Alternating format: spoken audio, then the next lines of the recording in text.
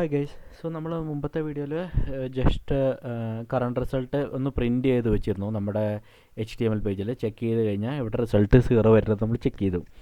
Okay, so ഞാനിവിടെ ഇവിടെ തന്നെ ഈ ലൈൻ ഇവിടെ എഴുതിയിട്ട് ഓക്കെ, സോ ഞാനിവിടെ കറണ്ട് റിസൾട്ട് ആദ്യം എക്സിക്യൂട്ട് ചെയ്യുകയാണ്. അത് എല്ലാ ഓപ്പറേഷൻ കഴിഞ്ഞ ശേഷമാണ് ഞാനിവിടെ ഡിസ്ക്രിപ്ഷൻ കൊടുക്കുന്നത്, എന്നിട്ട് കറണ്ട് റിസൾട്ട് ലോഗ് ചെയ്യുന്നത്. സോ ഈ ടൈമിൽ ഞാൻ സേവ് ചെയ്തിട്ട് റീലോഡ് ചെയ്ത് കഴിഞ്ഞാൽ എന്താവും, 0 അല്ല വരുന്നത്, 20 ആണ് വരുന്നത്. ഓക്കെ, സോ അത് എന്തുകൊണ്ടാണ് 20 വരണതെന്ന് ചോദിച്ചാൽ ഞാനൊന്ന് എക്സ്പ്ലെയിൻ ചെയ്യാം അത് ഇന്നത്തെ വീഡിയോയിൽ. അത് എന്തുകൊണ്ടാണ് 20 വരണമെന്ന് വെച്ചാൽ, so Java script code execute ചെയ്യുന്നത് മോളിൽ നിന്ന് താഴത്തേക്കാണ് എക്സിക്യൂട്ട് ചെയ്യുക. ഓക്കെ, സോ ഇവിടെ നമ്മുടെ എക്സാമ്പിൾ ഇത് എടുക്കണമെങ്കിൽ നമ്മുടെ HTML ഫയൽ ലോഡാവുമല്ലോ. സോ നമ്മുടെ HTML പാഴ്സ് ചെയ്തിട്ട് അതും ടോപ്പ് ടു ബോട്ടമാണ് ബ്രൗസറിൽ എക്സിക്യൂട്ട് ചെയ്യുന്നത്. ഓക്കെ, സോ അങ്ങനെ ടോപ്പ് ടു ബോട്ടമിൽ പാഴ്സ് ചെയ്ത് എക്സിക്യൂട്ട് ചെയ്യുന്ന ടൈമിൽ അത് എന്ത് മനസ്സിലാവും, സ്ക്രിപ്റ്റ് ഉണ്ടെന്ന് മനസ്സിലായി നമുക്കിവിടെ.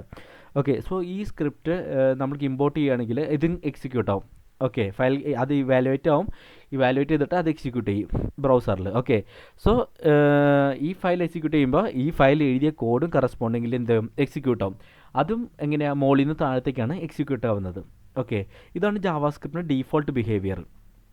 അതുകൊണ്ടാണ് നമ്മളിവിടെ ചെക്ക് ചെയ്ത് കഴിഞ്ഞപ്പോൾ നമുക്ക് എന്ത് കിട്ടി, കറണ്ട് റിസൾട്ട് നമുക്ക് ഈ വാല്യൂ കിട്ടിയത്.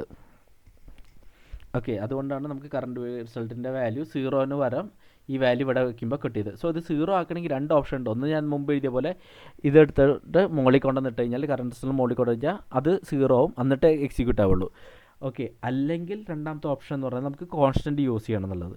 ഞാനിവിടെ കാണിക്കാം എങ്ങനെ കോൺസ്റ്റൻറ്റ് യൂസ് ചെയ്യുക എന്നുള്ളത്. സോ ഞാൻ മോളിൽ ഇവിടെ കോൺസ്റ്റ് ഡീഫോൾട്ട് റിസൾട്ട് എന്ന് പറഞ്ഞ് എഴുതിയിട്ട് അത് 0 കൊടുത്തു.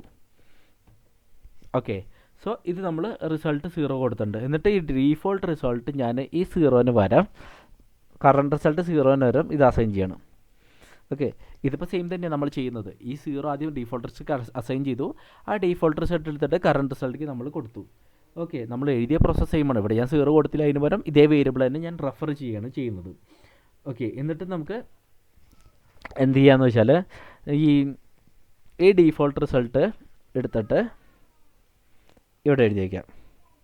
അപ്പോൾ ഞാൻ പറയുകയാണ് ഡീഫോൾട്ട് റിസൾട്ട് എന്ന് പറഞ്ഞാൽ എന്താണ്, കറണ്ട് റിസൾട്ടിൻ്റെ എടുത്തിട്ട് ബാക്കിയുള്ള ഓപ്പറേഷൻ ചെയ്തിട്ട് ആ വാല്യൂ ഡീഫോൾട്ട് റിസൾട്ടിലേക്ക് അസൈൻ ചെയ്യാൻ പറയുകയാണ്. ഓക്കെ, ഞാൻ സേവ് ചെയ്തിട്ട് നമുക്ക് ബ്രൗസർ ഓപ്പൺ ചെയ്യാം, ഇൻസ്പെക്ട്, എന്നിട്ട് ഞാൻ ഒന്ന് റീലോഡ് ചെയ്യാം. സോ റീലോഡ് ചെയ്തപ്പോൾ നമുക്ക് 0 തന്നെയാണ് വരുന്നത്, വാല്യൂ വരുന്നില്ല. കാരണം എന്ന് വെച്ചാൽ ബ്രേക്കായി. ആ ബ്രേക്ക് ആയത് എന്തുകൊണ്ടാണ് ബ്രേക്ക് ആയതെന്ന് നിങ്ങൾക്ക് മനസ്സിലാക്കാനായിട്ട് റൈറ്റ് ബട്ടൺ അടിച്ചിട്ട് ഇൻസ്പെക്ട് അടിക്കുക. സോ ഇൻസ്പെക്ട് അടിച്ച് കഴിഞ്ഞാൽ കുറേ ടാബ്സ് വരുന്നത്. ഇതിൽ കൺസോൾ പോയി കഴിഞ്ഞാൽ നമുക്ക് എന്ത് ചെയ്യാൻ പറ്റും, നമുക്ക് ഡീബഗ് ചെയ്യാൻ പറ്റും. സോ ഇവിടെ ഇഷ്യൂ മനസ്സിലാവുന്നുണ്ട്. app.js line number 6 issue assignment to a const variable. So const വേരിയബിളിൽ നമ്മൾ എന്തോ അസൈൻ ചെയ്യാൻ നോക്കുന്നുണ്ട്. സോ അതുകൊണ്ടാണ് അത് ഇഷ്യൂ വന്നത് ആക്ച്വലി. സോ നമ്മളിപ്പോൾ സ്ക്രിപ്റ്റ് ഓപ്പൺ ചെയ്ത് കഴിഞ്ഞാൽ ലൈൻ നമ്പർ നോക്കിക്കഴിഞ്ഞാൽ ഇത് കോൺസ്റ്റൻറ്റാണ്.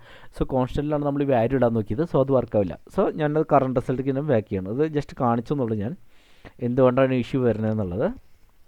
ഇപ്പോൾ കറണ്ട് റിസൾട്ടിലേക്ക് നമ്മൾ കൊടുത്തു, കറണ്ട് റിസൾട്ട് എടുത്തിട്ട് പിന്നെ ഓപ്പറേറ്റ് ചെയ്യാൻ പറഞ്ഞു, ഈ വാല്യൂ ഓപ്പറേറ്റ് ചെയ്തെടുക്കാൻ പറഞ്ഞു. ഓക്കെ, സോ നമ്മളിപ്പോൾ എന്താ വെച്ചാൽ ബാക്ക് ഡീഫോൾട്ട് ചെയ്തിട്ട് തിരിച്ച് നമ്മൾ കൊണ്ടുവന്നിട്ടു. ഓക്കെ, ഇപ്പോഴത്തെ കേസിൽ നമ്മൾ പുതിയൊരു കോൺസ്റ്റൻറ്റ് ഇൻട്രൊഡ്യൂസ് ചെയ്തു. ഓക്കെ, സോ കോൺസ്റ്റൻറ്റ് വേരിയബിൾ നമ്മൾ ചേഞ്ച് ചെയ്യുന്നില്ല. അതിന് പകരം ഇപ്പം ഞാൻ ഈ ഡീഫോൾട്ട് കോൺസ്റ്റൻറ്റ് ക്രിയേറ്റ് ചെയ്തിട്ട് നമ്മളിവിടെ അസൈൻ ചെയ്തു. സോ ഇവിടെ അസൈൻ ചെയ്യുമ്പോൾ നിങ്ങൾ വിചാരിക്കുന്നുണ്ടാവും കറണ്ട് റിസൾട്ട് ചേഞ്ച് ചെയ്യുമ്പോൾ കോൺസ്റ്റൻറ്റ് ഡീഫോൾട്ട് വാല്യൂ ചേഞ്ച് ആവില്ല എന്നുള്ള ആലോചിച്ച് കഴിഞ്ഞാൽ അതൊരിക്കലും ആവില്ല. കാരണം ഇത് ചെയ്യുന്നത് ഇതിൻ്റെ വാല്യൂ ആണ് കോപ്പി ചെയ്യുന്നത്. ഓക്കെ, ഇതിൻ്റെ മെമ്മറി അല്ല എടുക്കുന്നത്, ഇതിൻ്റെ വാല്യൂ. അപ്പോൾ current result equal to default result എന്ന് പറയുമ്പോൾ ഈ ഡീഫോൾട്ട് റിസൾട്ട് എന്താണ് വാല്യൂ എടുത്തത് ആ വാല്യൂ ആണ് കോപ്പി ചെയ്യുന്നത് കറണ്ട് റിസൾട്ടിലേക്ക് വരുന്നത്. ഓക്കെ, അല്ലാണ്ട് ഈ വേരിയബിൾ അങ്ങനെ തന്നെ കോപ്പി ആവില്ല.